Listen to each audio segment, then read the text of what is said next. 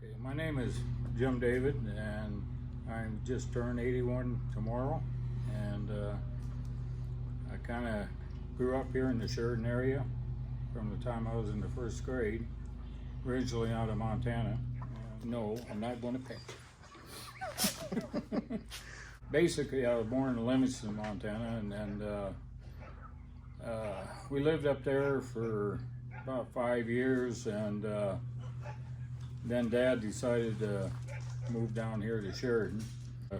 Went to school here and went to college here for a couple of years, and then went to work construction and started traveling. Traveled around until about 86, 87. We had a lot of work around here, and then I retired in 92. 92? Yeah. Cool. And the mines were interesting at that time, putting them together. Yeah.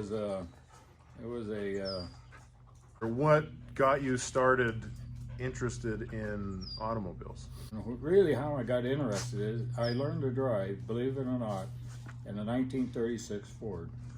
But it had a truck transmission in it, and it had been cut off behind the cab, and I think it was a two-door sedan, and they cut the back of the cab off, put a piece of sheet metal there, and put a window in it, then put a flatbed on them. And that's, if they didn't have a pickup, that's how they made their pickups. And I can remember him coming home from work, and the old 6-volt headlights on that car, you could see it coming down the street because they were really, really dim. There wasn't hardly anything to them. Anyway, our basic car at that time was a 41 Ford, two-door sedan that he had bought brand new in Livingston, Montana.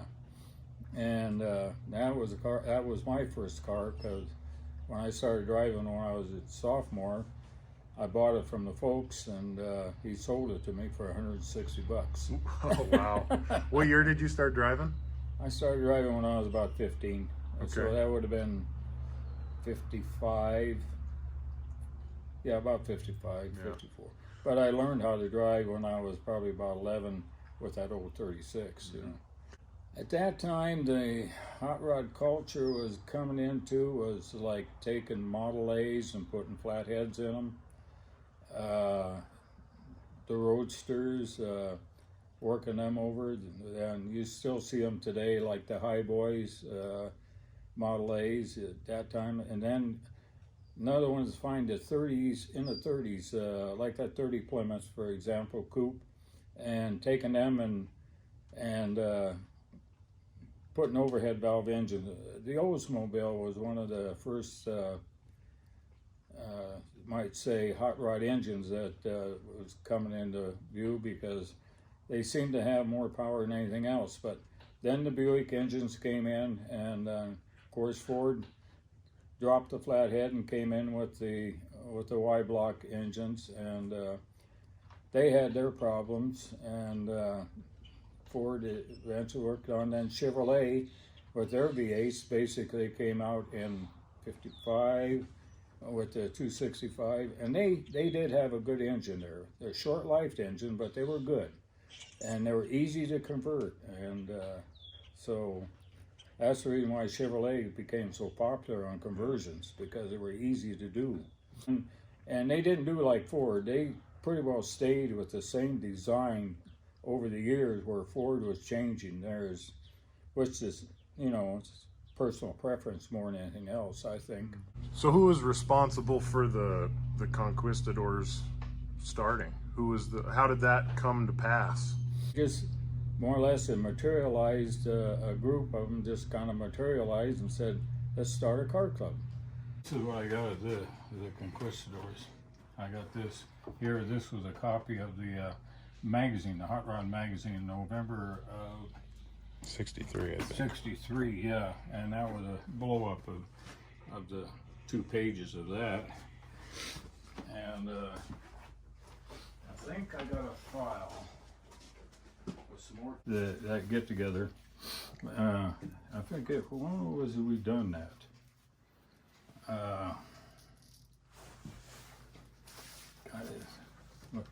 5-10 years ago. Yeah, I think it was 5 or 10 years ago. Okay, this here now So that's the numbered. This is the numbered, and this is the, I think the list of the people on the, no. It's in here somewhere. One kid I can remember, his name was Dick Holcomb, not Dick Holcomb, but I called him Frenchie for short. He ran with the Conquistadors, and Leroy Hobart was his name.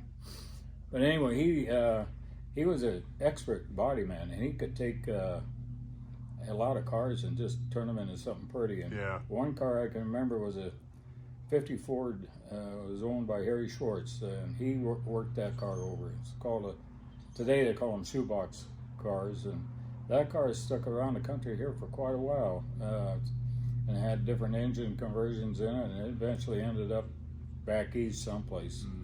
And but he did a lot of the body work on that, and the unique way they took two grill shells, put one together, made it look like a mouth on the front of that thing, and put different grill. I think they had old grills in it, I can't remember, but anyway, he was very sharp on body work.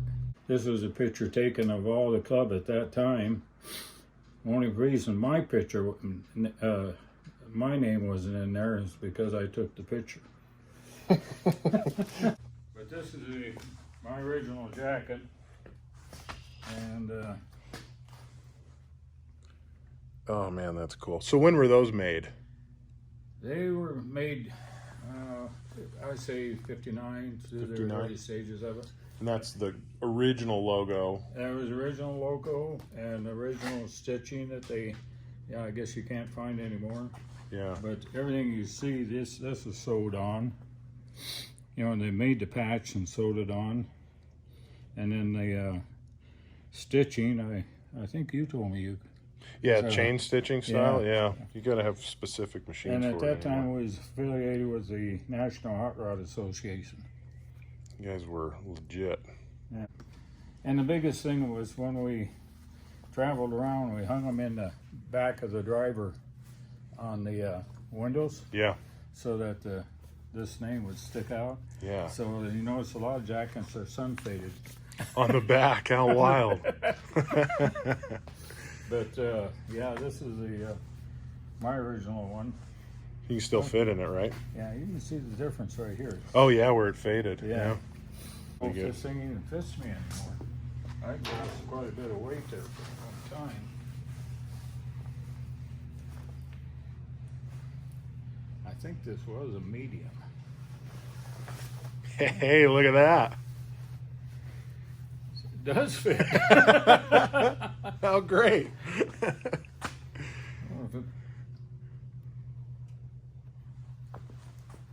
Well, heck, you don't need a replacement. That's how they're wearing them these days anyways. Yeah, I know. So you've had that since you were a senior in high school, Yeah. probably. Yeah. Wow. That's amazing. And it fits. It fits. It still fits. Of course, I'd say 5 years ago I sure wouldn't have. And Frill, at that time, they had their shop was down on 5th Street. Bob always had something going down there. Yeah. One of his first projects was a 53 Chevy that they put together, and it had a Olds engine in it with a tri-power setup on it. And they had the big transmission at that time was the old 3-speed LaSalle's, which was a 4-shift that they came out of the Cadillacs. And then he put a 55 Chevy station wagon rear end underneath of it. Yeah. And there's always somebody, he was always down there working at night, and there was always someone down there talking, and of course they occasionally have a beer or two, but anyhow, long and short of the story, and that's basically, I think, how it got started. It was in that, Yeah. with that, they just got together and decided to start it and called it the Conquistadors. Yeah, and guys like Frenchie were there, and Yeah. and Jack Bushmaker, and Bushmaker, and I think even Legursky's were down there a little Yeah. bit, but anyway. Larry Pointer. Pointer, yeah. Pointer was a pretty influential person too. he's kind of a go-getter. Yeah. But History guy himself. he is a history guy himself. He's a great guy. Yeah, first time I ever met him, I think he was dating Del Church's sister. If I remember right, I could be wrong. Don't quote me on that, but I'm pretty sure he was, the first time I ever met him, he was dating Del Church's sister. Well, it's on video forever now. Okay. So sue me. Yeah.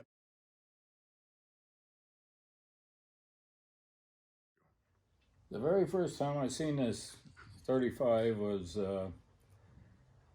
well, I'll go back a little bit further here.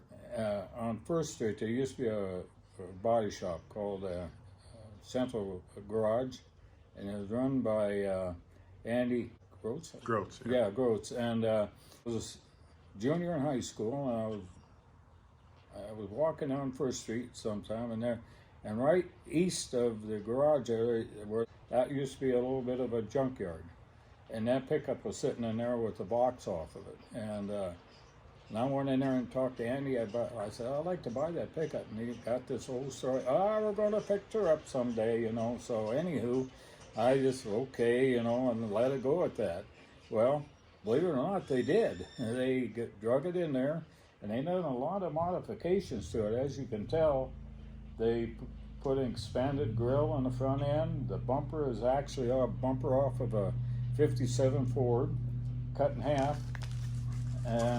But actually, that's the rear bumper off of 57, and the bumper in the back is the front bumper off of 57. And they just cut them in half and welded them together. And there's other modifications, like put a fresh air system in it and move the battery up. And you can see right in this area here, they put the battery box here.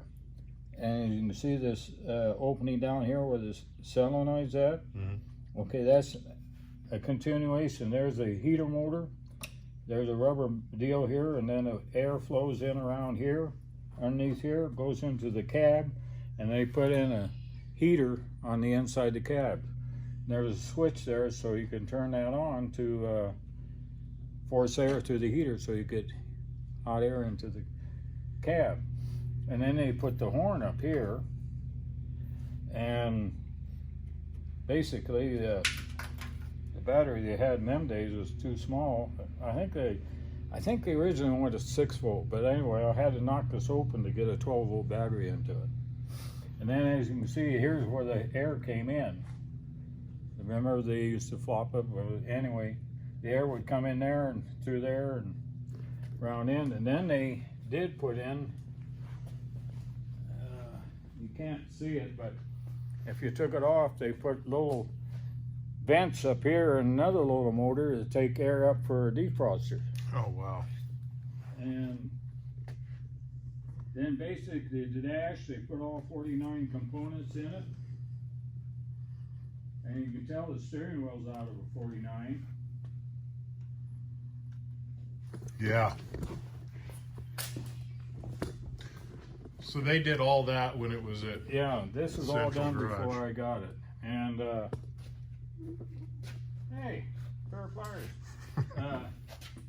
But you can tell like I said, the bumper's off of a front end of a 57 Ford, and they added this plate into here, which, like you said, to make a nice step, but it also made a nice mounting pad for your tail lights and license plates and stuff like that. And the Conquistadors plaque, right. We kind of a untold story on this. At that time, the Sheridan press was down on Main Street, and a lot of guys would go in the back door, and they had those lino machines that had the lead that they typed everything out, and the lead was probably about that thick. And anyhow, long story short, we go over there and grab a handful of that stuff. That's what we made these plaques out of. No kidding. So they're all made out of lead. Lead, yeah. Or that lead alloy that they use in those linotype. So when were the Conquistadors plaques made? They were being constructed during that same period of time, 58, 59, Okay. through there. And there was some they had made commercially, and then there was a redesign of one at one time, and I think my brother could probably tell me more on that. Yeah. But That was a little later, sometime 60, 61, something like that. through that period of time, yeah, because 61, that's when I kind of left, and 61 I went in service, and I was gone for 4 years at that time. Gotcha. And but anyway, this is one of the original ones, and that's the only one I got. I think my brother's got two of them. He's got one like this, and one that was I think commercially made or something. The redesign. And the tailgate, they evidently made the tailgate because the original tailgates had Ford written in them. This one does not.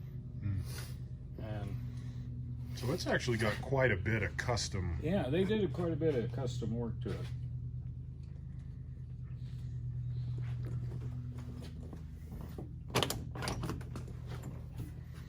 So there's your interior that you did. Yeah, I done that seat and the pads on the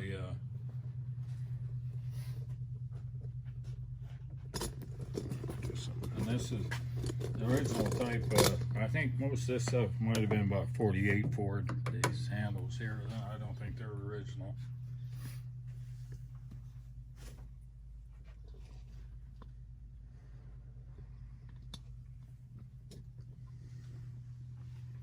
Got your little doggy riding with you? Yeah, that was my first golden. There's a whole ton of stuff they done to it. Well, you can tell on top there, they opened up the vent, and that's where your fresh air goes in for your heater. Yeah. And then they had a defroster system in it, and it was really unique. They put a lot of thought and effort into it when they rebuilt this thing.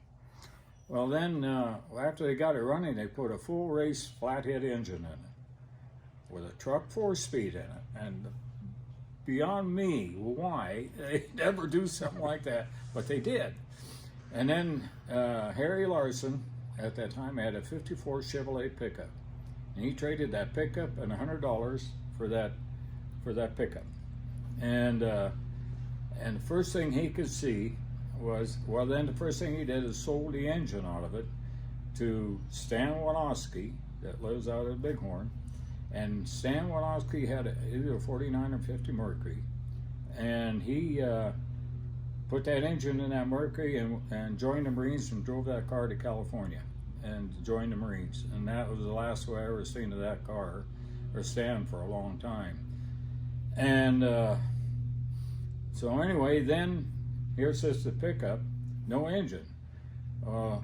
At that time, Emil Livingston had a wrecking yard out south of town by where Sheridan Motors is at, and he had this 401 nailhead engine, or Buick engine, and that's all Larson could see was this engine, And so he was running around scrounging up money to buy that engine, and so I asked him, I said, you want to sell the pickup? Yeah, I'll sell it. And I said, what do you want for it? He said, $100, no tires and wheels or engine.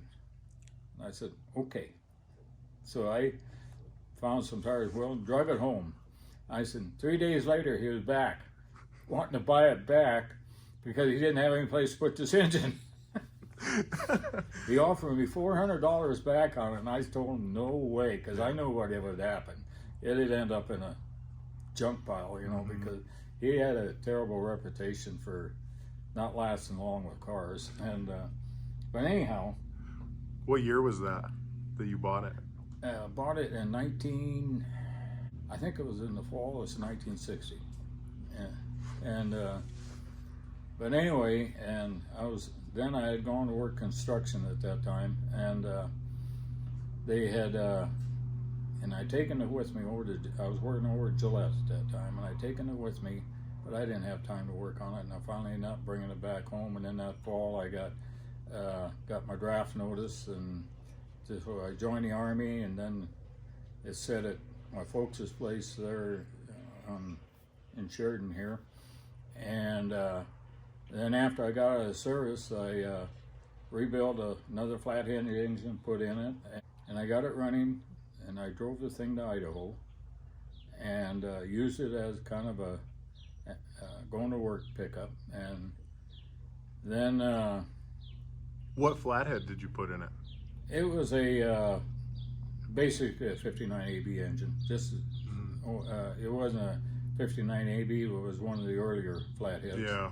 The truck I painted when I had in Idaho. When I got it, it was painted red on the bottom, and it had a white top on it. And when I got to Idaho, it was kind of getting pretty sad. So anyhow, this is basically a Pontiac color. Let's see, when was I out here? 64 and 65. I painted it in 65, 66 Pontiac color.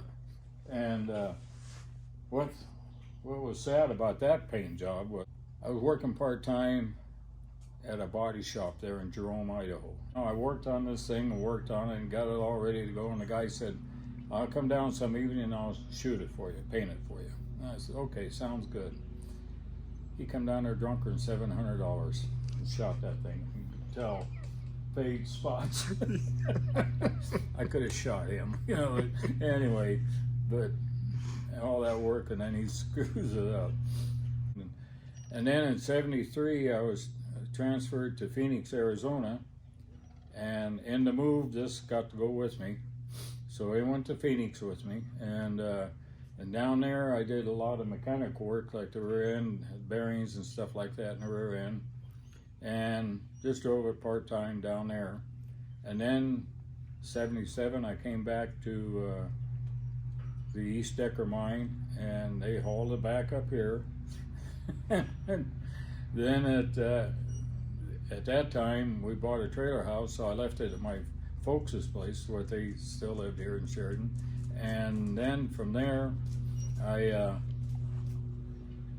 went to Green River, took it down there, and then that's when first wife and I split up, and it sat down there until at Green River until about '83. I finally drug it back out of Green River and got it up here, and then and then the engine that was in it, evidently there must have been some water in it because the block was cracked in it. So pulled that one out, and I rebuilt this one that's in it now, and it's a 49 to 53 Merc engine I got in it right now. The bottom of the tank is higher than the bottom of this, so you couldn't really didn't know if you. So I put a sight gauge on it. Oh yeah, yeah. So you can tell we got antifreeze. Actually, Kenny down there at the radiator shop put that in, and it does run. It hasn't run for a couple of years because I haven't worked on it. It needs some other framework done on it, but anyhow, I did finally get it running. Drove it around the loop here several times, so Yeah. I know it does run. And it still has, you obviously must have taken the truck transmission out of it. The Oh, 4-speed. yeah. That was Or, the first or, thing. yeah, first thing. That was the first thing that went with that. Truck transmission out the door. Out the door. It didn't need that 4-speed in there. So does the ABA make it feel a little hotter then? The from 49 to 53, Ford built their flatheads with a 3 3/4 inch stroke, and the Mercury built it with a 4-inch stroke. Well, this 80AB has got a Merc crank in it with the Merc pistons, which gives it 110 horse, and the Ford engine was 100 horse. So this basically has got the 49 to 53 Mercury engine in it. So it's been a hot rod pretty much. Pretty much all Since, since I've seen it. Yeah, since you saw it Yeah. that day. But it they did a nice job on. I mean, they put a lot of thought in there when they built the fresh air system and stuff like that in it. They did a pretty neat engineering job on it. In fact, Dan Davison's dad worked at that body shop at that time, and he came out one time and he looked at it and he said, yeah, he said, I spent a lot of hours working on that thing. My plans are to get it back up, and right now is to do the major work, like getting that frame straightened up on it, and just getting it back together and probably repainting it. I'd like to repaint it back the same color. I think I like that color. And then it needs some interior work on it, needs a windshield, and basically that's about it. Just get it going again. Did it have interior when you bought it? Did you change the interior? I changed it. Okay. Same place out in Idaho. Mm-hmm. I went to, I done a lot of dinging around out there. I worked at the body shop there for, just part-time. And then I worked at an upholstery shop. And that's how I learned to do a little upholstery work. And I did the seat in that thing. And first upholstery job I ever done. And of course, the guy helped me quite a bit. And then I tried to cut out cardboard to fill in the headliner and stuff like that.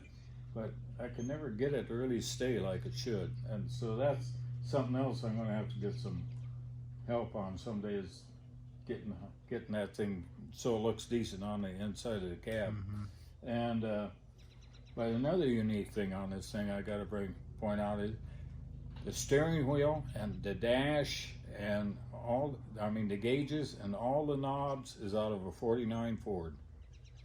The little chrome knobs they had in their deluxe models them year.